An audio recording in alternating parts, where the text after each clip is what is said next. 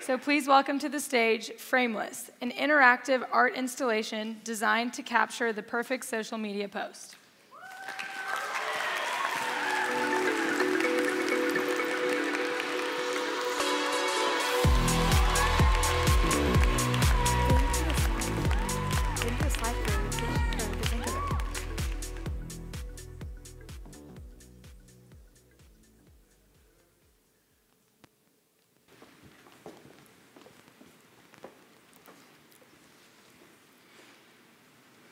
Hi. So I want you to picture something with me.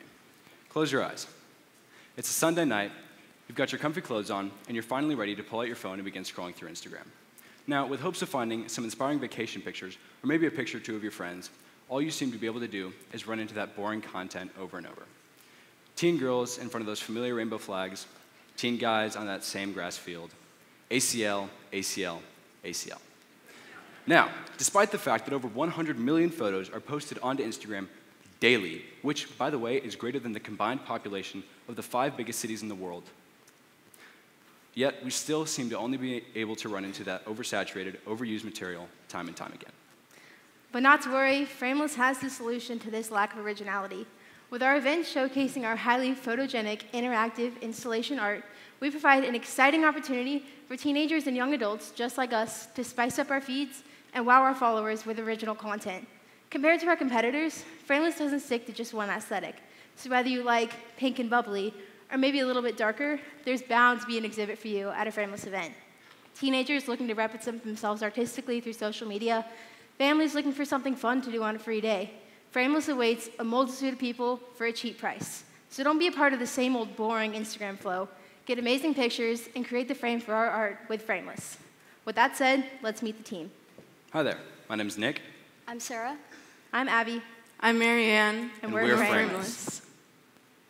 So you haven't heard of Fraimless? Chances are the first thing you do is look them up on Instagram. The same goes for someone that you didn't really know.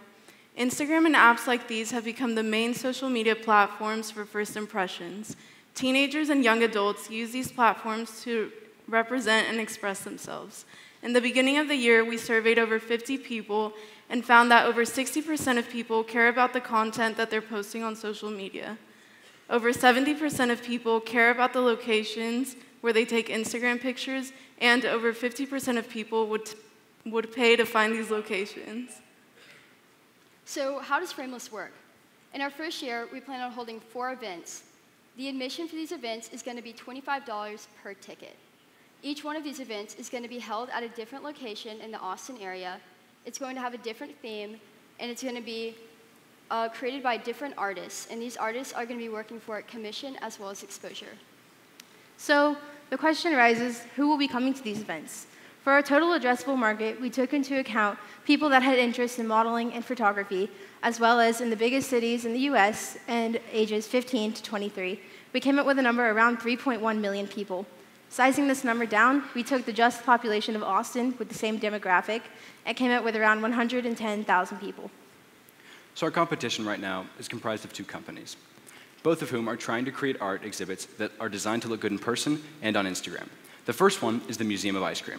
If you take a look at some of the pictures that have come from their events, one thing will jump out at you right away. It's very pink and it's very bubbly. The exact same thing goes for the FOMO Factory, which is our second competitor. It's very over the top, it's very in your face, and it's very niche. So where Fraimless comes into the industry is we'll be providing our customers with a unique opportunity to experience a variety of aesthetics. Speaking of our competitors, the Museum of Ice Cream, for example, sells out all of their tickets within 90 minutes on average and made over $20 million of revenue in just their first 2 years of operation. That number not including corporate events or merchandise. To us, this further solidifies the fact that this industry is rapidly growing, and our business will too. So where's this money coming from? Our primary source of revenue is going to be through our ticket sales. However, we're also going to be holding corporate events, private events, as well as we're working on a merchandise line. For a 3-year plan, we intend on generating a revenue of $114,000 in year 1, increasing by roughly 100% in year 2 and year 3. For our net income, we'll have a 67% margin and increase by 100% in the following years as well. In terms of marketing, we also have a couple of different strategies. The first one, and the most important one for us, will be Instagram. So fortunately for us, Instagram has a feature built into it called promotions. And with promotions, you can tune a very specific audience based on interest, age, and location. With this, we'll be able to push out targeted ads to this specific demographic. Secondly, our customers. When our customers come to our events, they'll be taking pictures, they'll post them, and they'll tag us. Then their followers will see those posts in their feed and recognize where they came from. Lastly, we'll be using sponsorships and brand endorsements. We'll be using social media influencers with tens of thousands, hundreds of thousands, or even millions of followers to push out content related to our events, sending their followers our way. For our first Frameless event, we held a smaller, more downsized version of what one of our future events will be like from February 27th to March 1st here at Westlake High School in the Art Gallery in the Commons. Instead of charging admissions for this event, we made sure that everyone who came through was following us on Instagram so we could gain traction for our future events.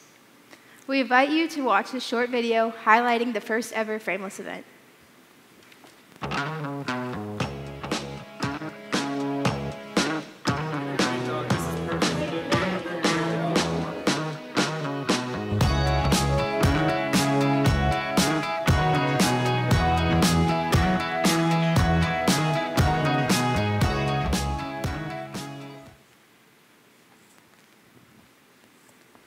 After our event, we surveyed 120 people who attended and found that 75% of people got a picture at our event and posted it on social media. 89% of people would pay for a higher quality Frameless event, and 100% of people enjoyed the event. These are just some of the pictures that were posted on social media by people who attended our event.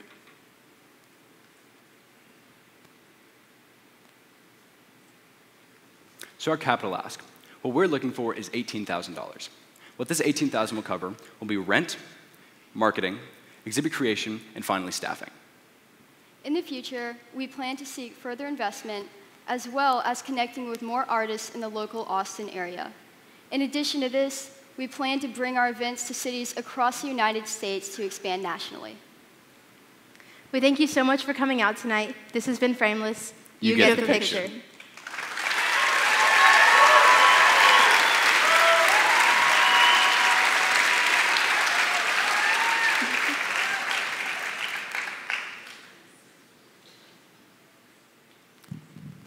I've never felt so old. I don't really know a question to ask on this, but could you help me with FOMO Factory? You are old, by the way. Yeah, I know. Museum of Ice Cream. Like, are these? When were they started? How were they funded? Just curious on the competition, because I've never heard of either of these. Just curious. Right. So I couldn't tell you an exact date of when they were started, but what we do know is that they've clearly kind of dominated the market at the moment.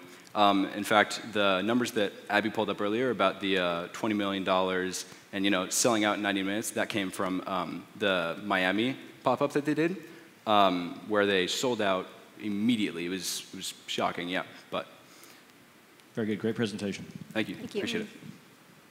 So paint a vision of what your first event would look like here in Austin. Give us an idea of venue, artists. What do you have in mind? So we would look into a venue, hopefully with a good location that we could rent for about a couple months to a year. And we would look for artists maybe from like UT and the UT art department. It's just kids looking to gain exposure that would be willing to come and like make some kind of art installation for people to come and take pictures with. We would also want it to be at like a prime location. So maybe like on UT campus or like somewhere downtown.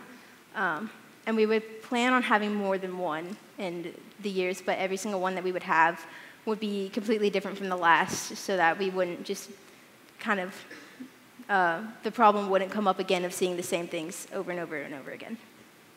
So as a follow-up to that, you mentioned that the artist would be paid a commission. So how would that work? Are they actually selling their work at the event?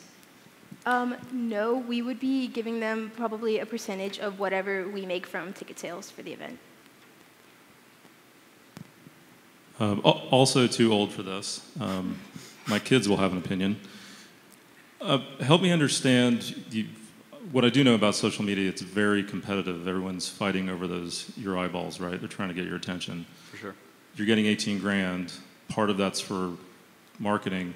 What is that marketing? How are you going to get everyone's attention when thousands of companies are trying to get their attention.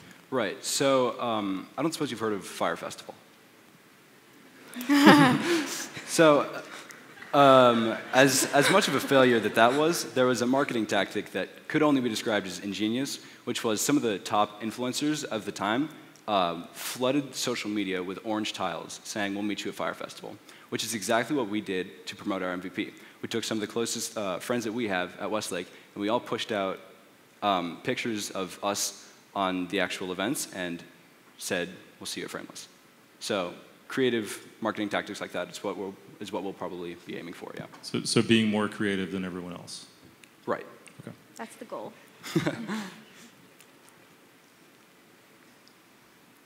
My son forced me to create an Instagram account, and so I have one. I don't, like the rest of the panelists, I don't, or the judges, I don't quite follow everything you're doing, but I know that I'd like to hire all four of you as consultants to help me figure out how I drive more traffic to my Instagram site. Sold. So thank you very much. Thank you. Thank you. Thank you.